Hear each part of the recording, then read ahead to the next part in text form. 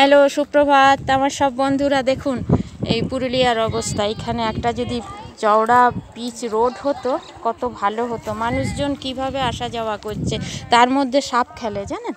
এইখানটা যেন একটা চওড়া পিচ রোড হয়ে যায়। দেখেন কিভাবে আছে, মানুষ কি কষ্ট করে যাচ্ছে আসছে। আর এত জল জমা থাকলে তো ডেঙ্গি হবেই, মশা জমবে।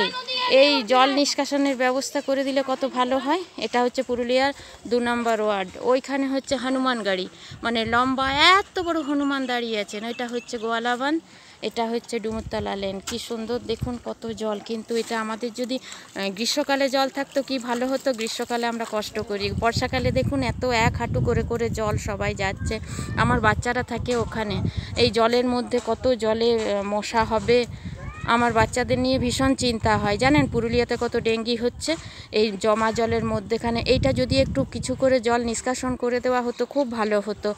যেখানেই যে মালিক ম্যাম দেখছেন তিনিও দেখুন, যে দেখছেন ওয়ার্ড কমিশনার, তার কাছে আমার বিনীত নিবেদন, বিনীত আবেদন, এখানে জলটা একটু নিষ্কাশন করুন। বাড়িতে ছোট ছোট 3টি বাচ্চা আছে, আমার ভীষণ চিন্তা হয়।